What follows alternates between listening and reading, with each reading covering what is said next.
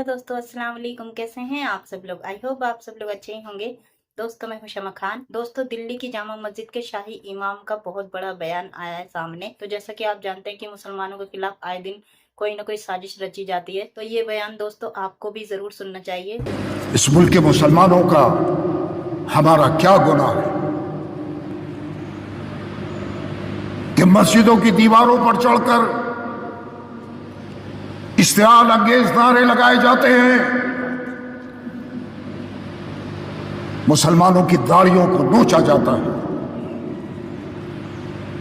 Train में सफर के दौरान मुसलमानों को पुलिस के जरिए कत्ल किया जाता है, कुरान करीम की बेहुरमती की जाती है,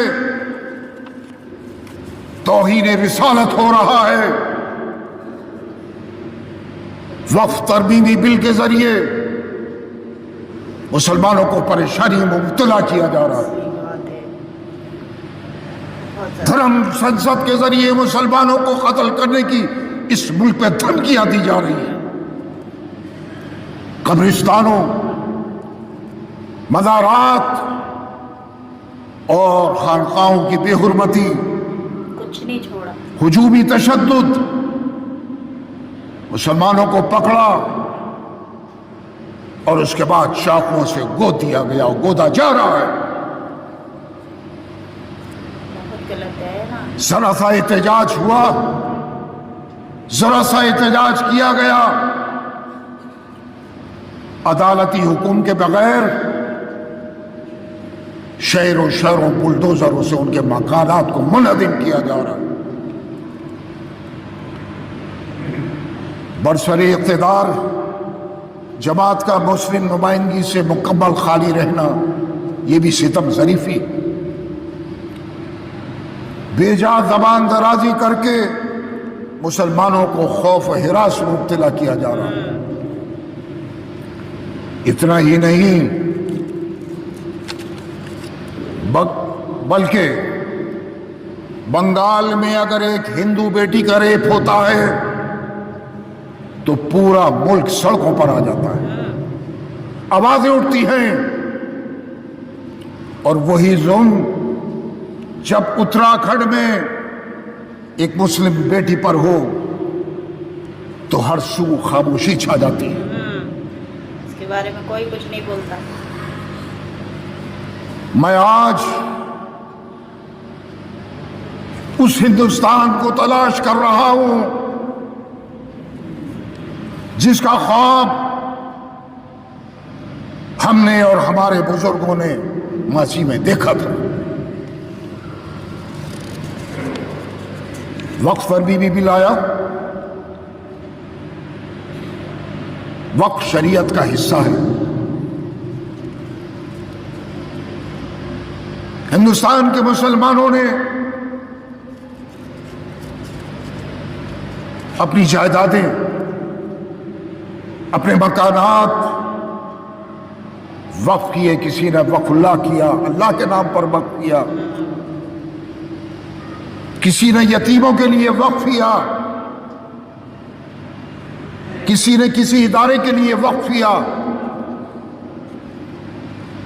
उसको महफूज रखना, उन दस्तावेजात को महफूज रखना, यह आम मुसलमानों का काम नहीं है, न था। ये काम औकाफ का था, वक्फ का था कि उन तमाम दस्तावेजात को महफूज रखते और उन जायदादों को महफूज रखते जो हिंदुस्तान के मुसलमानों ने इस मुल्क में वक्फ की और वक्फ के सुपुर्द की। आज उसकी सजा हिंदुस्तान के मुसलमानों को क्यों मिल रही है? वक्फ तरमीमी बिल लाकर मुख्तलिफ रियासतों में, मुख्तलिफ स्टेट में जो औकाफ हैं वो मुसलमानों ने नहीं बनाए, वो स्टेट गवर्नमेंट्स ने बनाए।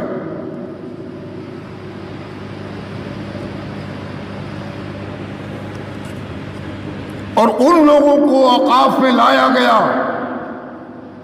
जो उनके आगे हाथ जोड़ते थे और जो चाहते थे कि हमें एमएलए बना दें, हमें एमपी बना दें, हमें फला चेयरमैन बना दें। उन लोगों से कहा जाता था कि हम तुम्हें वक्फ में ले आए,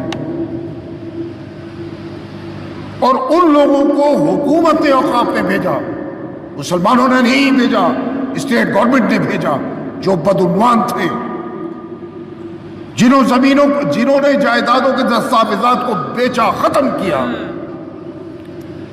और खुफिया तौर पर उन जायदादों के सौदे किए।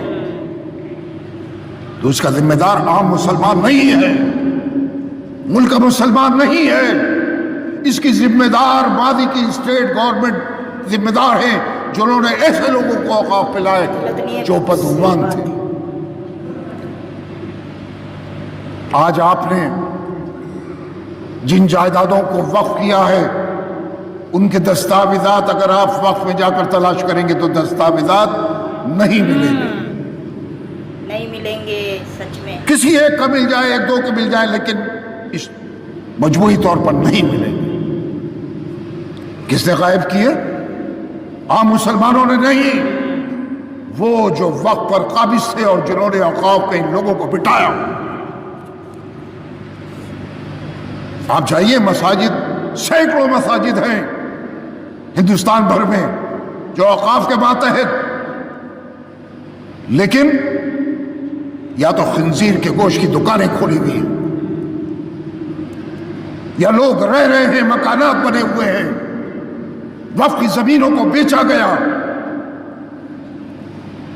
लेकिन किया किसने? जो वक्फ में थे और रहे। मैं ज्यादा दूर नहीं जाता, रिंग रोड पर, दिल्ली में रिंग रोड पर पुराना कब्रिस्तान, उसके बराबर मिलेनियम पार्क है, आपने देखा होगा, देखा है। उसकी कई बीघा जमीन साबिका बोर्डों ने दूसरों के हवाले कर दी। आज उस पार्क में अय्याशी के अड्डे बने हुए हैं।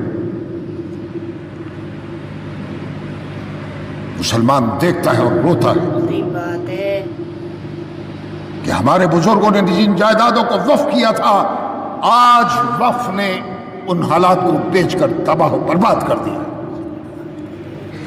तो जरूरत है, इस तरमीमी बिल की जरूरत नहीं है। जरूरत है कि उन लोगों को औकाफ में वक्फ में लाया जाए जो साहिब सरवत हो, जो वक्फ की इस्लाह चाहते हैं, जहां डॉक्यूमेंट्स महफूज रहे, वक्फ जायदादें महफूज रहे। लेकिन यकसर बोर्ड में ऐसी तब्दीलियां पैदा कर देना जिससे मुसलमानों में गम गुस्सा पैदा हो, तशवीश हो, ये मुनासिब नहीं। बोर्ड बनाइए, अच्छे लोगों को लेकर आइए।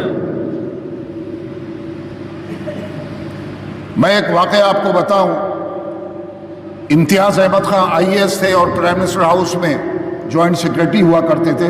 वो दिल्ली वक्फ बोर्ड के चेयरमैन भी थे, 7 साल बोर्ड के चेयरमैन रहे। उन्होंने मुझसे बीच बीच में कहा कि मैं बोर्ड में नहीं रहना चाहता, मैं खुद बदनाम हो जाऊंगा, मैं चाहता हूं किसी और के सुपुर्द हो। मैं उनको रोकता था कि आपके बाद तो बिल्कुल तबाह हो जाएगा दिल्ली वक्फ बोर्ड। कुछ साल तक रोके रहा, 7 साल जब हो गए उन्होंने कहा कि अब मैं नहीं रुकूंगा, अब कोई गुंजाइश नहीं है, मुझको चलाने नहीं दिया जाता, दस्तावेजात गायब हैं, जमीनों को बेचा जा रहा है। मैं अब इससे सुबुकदोश हो रहा हूं। आखिरकार वो अलग हो गए। एक IAS ऑफिसर जिसके सीने में दर्द था कि मैं औकाफ में कुछ करके जाऊं, वो नहीं कर पाया। तो हुकूमत को चाहिए कि ऐसे लोगों को औकाफ में लेकर आए जो इसका भला चाहते। सारी बातें इमाम साहब ने कही है ना, ये हर मुसलमान का दर्द उनके अंदर बोल रहा था। तो जो भी कुछ इमाम साहब ने कहा ये बिल्कुल सही कहा, क्योंकि जो शाही दस्तावेज़ हैं वो तो आम जनता के पास होंगे नहीं, आम मुसलमानों के पास तो होंगे नहीं, वो तो सरकार के पास ही जमा रहते हैं। तो सरकार से अगर इस बारे में पूछा जाए तो उनके पास ना तो कोई जवाब होगा, ना ही वो इस बात का जवाब देंगे। जैसा कि उत्तराखंड में एक नर्स के साथ रेप हुआ था, एक 5 साल की बच्ची के साथ गैंग रेप हुआ था, मणिपुर का केस ले लीजिए, कोलकाता का केस ले लीजिए, ऐसे कितने सारे मुद्दे हैं जिनकी वजह से बीजेपी सरकार घेरे में आती है। चलिए मिलते हैं अगली वीडियो में, तब तक अपना ख्याल रखिएगा। अल्लाह हाफिज़।